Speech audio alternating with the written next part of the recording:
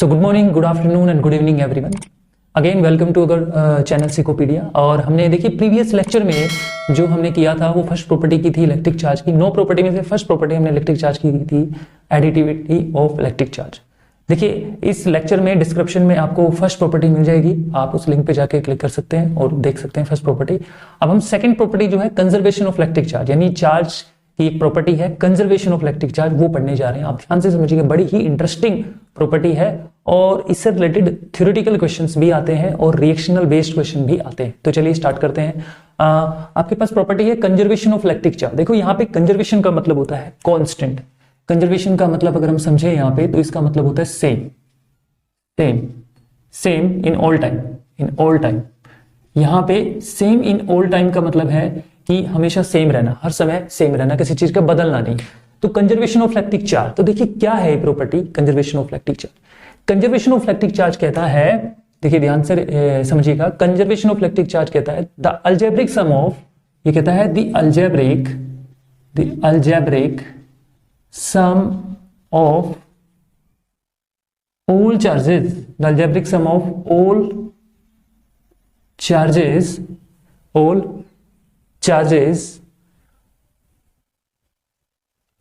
the algebraic sum of all charges in all bodies in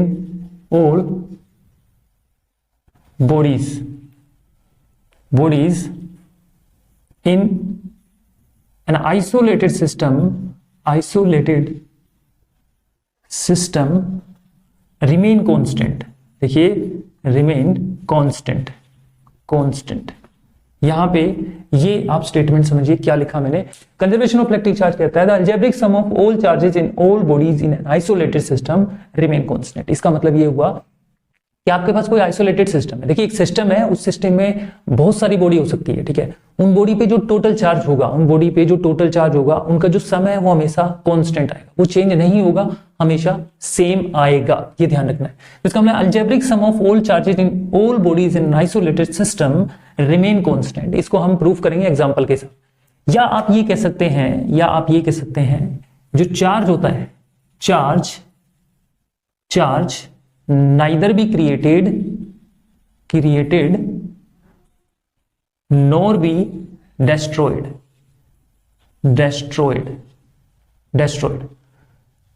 in an isolated system, ये ध्यान रखना है आपको, आइसोलेटेड सिस्टम।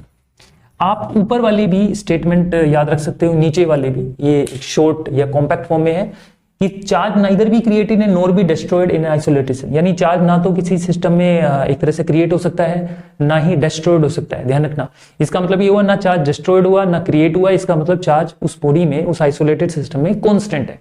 अब एक एग्जांपल के जरिए स्टेटमेंट को समझने की कोशिश करिएगा, ध्यान से देखिए। एक एग्जांपल है और एग्जांपल क्या है, ध्यान से देखिए। एक एग्जांपल क्या है,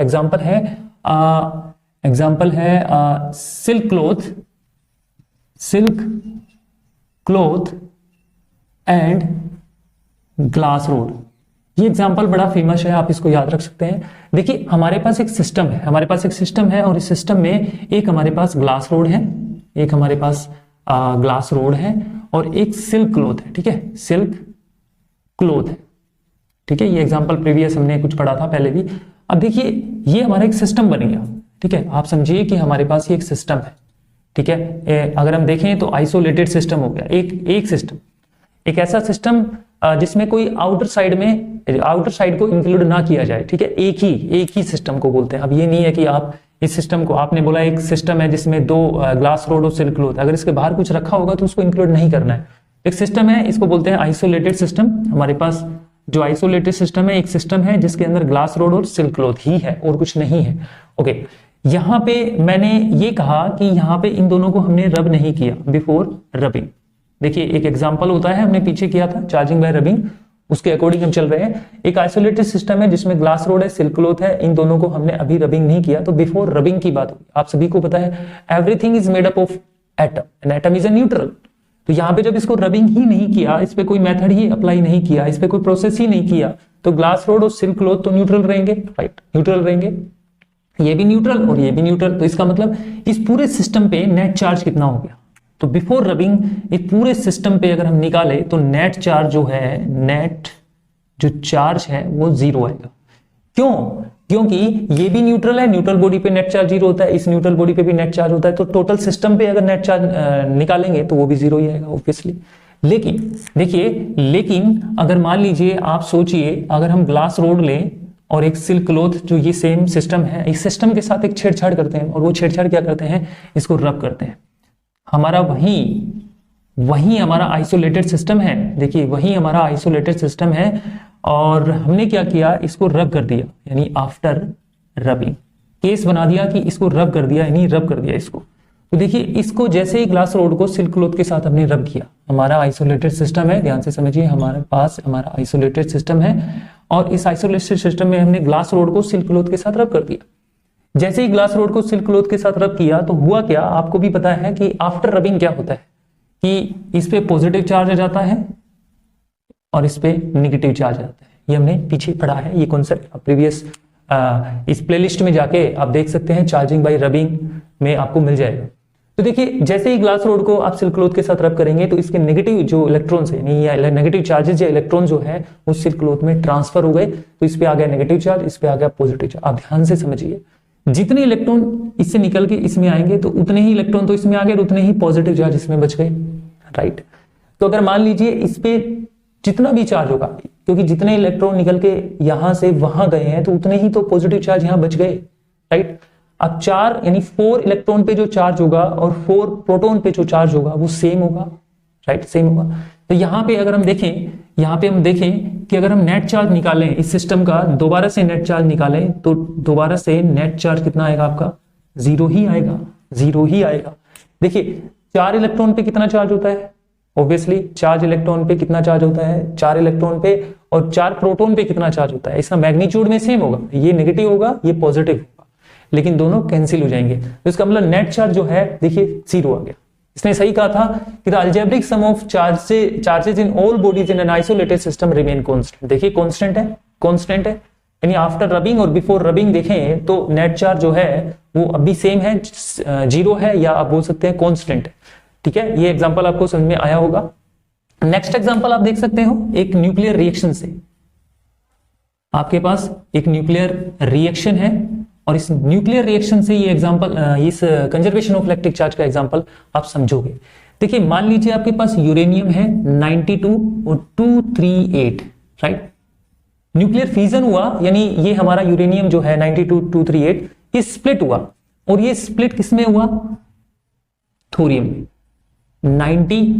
90 और यहां पे आपका 234 और प्लस यहां पे हमारे पास स्प्लिट हुआ तो हमें मिला हीलियम।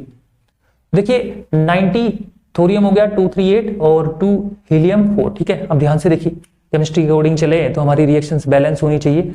तो देखिए हमारे पास जो रिएक्टेंट में 92 एटॉमिक नंबर है, यहाँ पे 90 और यहाँ पे 2, तो 92 हो गया, ओके। 238 234 प्लस 4, यानी रिएक्टेंट और प्रोडक्ट का एटॉमिक नंबर और एटॉमिक नंबर सेम है, तो रिएक्शन तो हमारी बैलेंस है, राइट। अब हम ये देखेंगे यहाँ पे कंजर्वेशन ऑफ इलेक्ट्रिक चार्ज वाली प्रॉपर्टी कैसे एप्लीकेबल है, बिल्कुल होगी। कैसे, देखिए आप सभी को पता है कि जेड जो होता है, जेड, ये जेड ही तो होता है, किसी एलिमेंट का जेड क्या होता है, नंबर ऑफ इलेक्ट्रॉन या फिर प्रोटॉन, राइट। किसी भी एलिमेंट का जो एटॉमिक नंबर होता है वो या तो नंबर ऑफ इलेक्ट्रॉन होता है या फिर नंबर ऑफ प्रोटॉन होता है, राइट। तो इसका मतलब अगर इसका मतलब हम देखें तो हमारे पास जो रिएक्टेंट है उस रिएक्टेंट में कितने इलेक्ट्रॉन या प्रोटॉन है।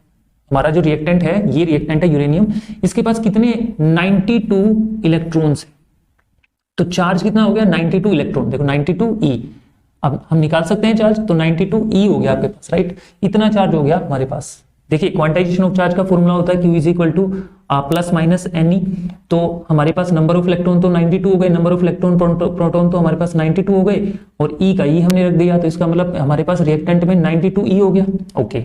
अब ध्यान से देखिए, हमारे पास जो थोरियम है, यानी ये हमारा पूरा क्या है, ये हमारा प्रोडक्ट आया। तो इस प्रोडक्ट में हम देखिए यहाँ पे 90 है, तो इसका मतलब हमारे पास इस प्रोडक्ट का टोटल चार्ज हम जब निकालेंगे तो कैसे निकालेंगे, देखिए 90 ई, नंबर ऑफ इलेक्ट्रॉन प्रोटॉन किसने 90 है, ई से हमने मल्टीप्लाई किया, प्लस लगाएंगे क्योंकि यहाँ पे प्लस है।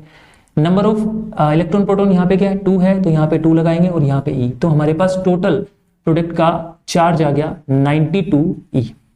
अब आप ध्यान से देखिए, यहाँ पे लिखा था algebraic sum of all charging in all bodies and isolated system remain constant. हमारा सिस्टम क्या है, हमारा सिस्टम क्या है, देखो सिस्टम था न्यूक्लियर रिएक्शन, और इस न्यूक्लियर रिएक्शंस में हमने एक सिस्टम लिया था, देखिए क्या, यूरेनियम। अब आप ध्यान से समझिए, जो यूरेनियम एक सिस्टम था, हमने बाहर से तो कोई थोरियम या हीलियम तो नहीं लिया ना, हमारे इसी सिस्टम से ये स्प्लिट हुए। ध्यान रहे, आइसोलेटेड सिस्टम का मतलब होता है एक अकेला सिस्टम जिससे बाहर से कोई चीज हमने नहीं लेनी है। तो हमने यूरेनियम में ये नहीं है कि थोरियम और हीलियम ऐड किया, ये यूरेनियम में से ही निकल के आया है, तो इसका मतलब ये सिस्टम तो आइसोलेटेड है, ये पूरा सिस्टम आइसोलेटेड है, बाहर से कुछ नहीं किया, इसी में से स्प्लिट हुआ है। तो यहाँ बिफोर रिएक्शन और आफ्टर रिएक्शन आप देखिए, यानी रिएक्टेंट और प्रोडक्ट का टोटल जो चार्ज देखिए 92E, और यहाँ पे भी आया 92E, तो इसका मतलब इलेक्ट्रिक चार्ज जो है हमारा यहाँ पे कंजर्व हुआ, इलेक्ट्रिक चार्ज हमारा यहाँ क्या हुआ, कंजर्व हुआ। अब हम यहाँ पे एक नेक्स्ट एग्जांपल और पढ़ेंगे जो बड़ा काम का है, और इसमें आपको रिएक्शनल बेस्ड क्वेश्चन पूछा जा सकता है। रिएक्शनल बेस्ड क्वेश्चन जो है आपका एग्जाम में पूछा जा सकता है, तो आप ध्यान से देखिए वो क्या है। एग्जांपल, पेयर प्रोडक्शन, एक रिएक्शन आती है पेयर प्रोडक्शन। तो आप एक रिएक्शन देखिए, पेयर प्रोडक्शन के नाम से एक रिएक्शन होती है पेयर प्रोडक्शन। देखिए इस रिएक्शंस में, पेयर प्रोडक्शन रिएक्शन क्या होती है, आपको ज्यादा डिटेल में नहीं जाना है, सिर्फ आपको एग्जाम में रिएक्शनल बेस्ड क्वेश्चन मिलते हैं। पेयर प्रोडक्शन रिएक्शंस में एक गामा पार्टिकल होता है, वो स्प्लिट हो जाता है इलेक्ट्रॉन प्लस पोजिस्ट्रॉन में, ठीक है, ये रिएक्शंस होती है पेयर प्रोडक्शंस। आपको ज्यादा डिटेल में देना, केमिस्ट्री में आप पढ़ोगे इसको अच्छे से। फिजिक्स में सिर्फ एक एग्जांपल के तौर पे हम कंजर्वेशन ऑफ इलेक्ट्रिक चार्ज का एग्जांपल दे रहे हैं, समझने की कोशिश कर रहे हैं। तो पेयर ऑफ प्रोडक्शन रिएक्शन में गामा पार्टिकल होता है, वो स्प्लिट हो जाता है एक इलेक्ट्रॉन और पोजिस्ट्रॉन में, इसको कहते हैं E माइनस है तो इलेक्ट्रॉन, और E प्लस है तो यहाँ पे हो जाता है पोजिस्ट्रॉन। अब आप ध्यान से देखिए, आप सभी को पता है कि गामा पे नेट चार्ज कितना होता है, 0। गामा पे कोई चार्ज ही नहीं होता, तो ये न्यूट्रल है तो नेट चार्ज 0 हुआ। अब आप देखिए ध्यान से, इलेक्ट्रॉन पे जितना चार्ज होता है उतना ही पोजिस्ट्रॉन पे चार्ज होता है। दिस इज योर पोजिस्ट्रॉन, आप इसको पोजिस्ट्रॉन कहते हैं, पोजिस्ट्रॉन। ये आपका क्या है, पोजिस्ट्रॉन है, ध्यान रखना, पोजिस्ट्रॉन, ओके। तो ये आपका पोजिस्ट्रॉन है और ये आपका है इलेक्ट्रॉन, ठीक है, इलेक्ट्रॉन, इलेक्ट्रॉन। अब देखिए जितना चार्ज इलेक्ट्रॉन पे होता है उतना ही चार्ज पोजिस्ट्रॉन पे होता है मैग्नीट्यूड के केस में, ठीक है। अगर मैं यहाँ पे लिखूं तो E प्लस है तो मैं यहाँ पे लिखूंगा प्लस 1.6 इंटू 10 की पावर माइनस 19 कूलम, और अगर मान लो E माइनस है तो माइनस 1.6 इंटू 10 की पावर माइनस 19 कूलम। मेरे प्यारे बच्चों ध्यान से समझिए, पोजिस्ट्रॉन एज इक्विवेलेंट टू प्रोटॉन, पोजिस्ट्रॉन जो है वो प्रोटॉन के बराबर होता है, इक्विवेलेंट होता है, इसलिए हमने इसको बोला। हालांकि अदर पार्टिकल्स प्रोटॉन और पोजिस्ट्रॉन में अंतर होता है, लेकिन फिर भी हम चार्ज की बात करेंगे तो ऐसे लिखें। अब देखिए पोजिस्ट्रॉन पे चार्ज और इलेक्ट्रॉन पे चार्ज की बात करें तो मैग्नीट्यूड में सेम है लेकिन साइन अलग अलग है। लेकिन जब हम हमारी इस प्रोडक्ट का टोटल चार्ज निकालेंगे, टोटल चार्ज निकालेंगे तो इसका चार्ज प्लस इसका चार्ज, तो देखिए एक माइनस है एक प्लस है, तो यहाँ पे चार्ज आएगा 0, चार्ज आएगा 0। तो देखिए algebraic sum of all charges in all bodies of isolated system remain constant. यानी यहाँ चार्ज देखो ना तो क्रिएट हुआ है ना डिस्ट्रॉयड हुआ है, चार्ज ना यहाँ क्रिएट हुआ है ना डिस्ट्रॉयड हुआ है। तो आप देख पा रहे हो कि यहाँ पे इस आइसोलेटेड सिस्टम में, देखिए आइसोलेटेड सिस्टम तो है, गामा पार्टिकल एक आइसोलेटेड सिस्टम था, इसमें से ही इलेक्ट्रॉन पोजिस्ट्रॉन्स निकला, बाहर से कुछ नहीं लिया, तो सिस्टम का जो नेट चार्ज है 0। ध्यान से याद रखना है आपको कि सिस्टम आइसोलेटेड होना चाहिए, बाहर से कोई चार्ज या बॉडी को ऐड नहीं करना है, तो इसलिए ही आपका ये प्रूफ हो पाएगा। एक एग्जाम्पल हमारे पास और भी हो सकता है जिसे हम कह सकते हैं इनहेलेशन ऑफ मैटर। देखिए एक सिस्टम के अकॉर्डिंग हम चले तो इनहेलेशन ऑफ मैटर, तो आप इसको ध्यान से करिएगा। हमारे पास और भी एग्जाम्पल हो सकते हैं, डिफरेंट एग्जाम्पल से हम इनको शोल्व कर सकते हैं। तो यहाँ पे इन एनिहिलेशंस ऑफ मैटर की बात करेंगे, एनिहिलेशंस ऑफ मैटर, एक एग्जाम्पल ये भी ले सकते हो आप,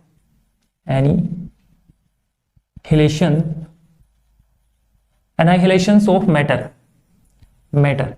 मैं कह रहा हूं कि ये जितने भी रिएक्शंस मैं बता रहा हूं आपको, ये रिएक्शंस आपके लिए इंपॉर्टेंट सिर्फ रिएक्शनल बेस्ड है, इनका मैकेनिज्म ये कैसे है ये बेस्ड फिजिक्स में इंपॉर्टेंट नहीं है, ये आपका केमिस्ट्री में सब कुछ आएगा, वहां डिटेल में पढ़ना। हमें तो सिर्फ एग्जांपल के तौर पे पढ़ना है कंजर्वेशन ऑफ इलेक्ट्रिक चार्ज। तो इनहेलेशंस ऑफ मैटर, देखो यहाँ पे एनिहिलेशंस का मतलब होता है विनाश, विध्वंस। यानी जब किसी मैटर का एनिहिलेशंस होता है, यानी एक तरह से विनाश होता है, विध्वंस होता है, तो एक रिएक्शंस यहाँ पे काम करती है, एक रिएक्शंस यहाँ पे काम करती है। वो रिएक्शंस क्या है, देखिए रिएक्शंस है, एक इलेक्ट्रॉन और एक पोजिट्रॉन जब आपस में रिएक्ट होता है तो 2 गामा पार्टिकल्स यहाँ निकलते हैं। This reaction is as called annihilation of matter. ये रिएक्शन जो मैंने लिखी, ये रिएक्शन जो है एनाहिलेशन ऑफ मैटर की रिएक्शंस है, जिसमें एक इलेक्ट्रॉन और एक पोजिट्रॉन जब आपस में रिएक्ट करता है तो हमारे पास 2 गामा पार्टिकल्स हमें मिलते हैं। अब आप यहाँ पे ध्यान से समझने की कोशिश करिएगा।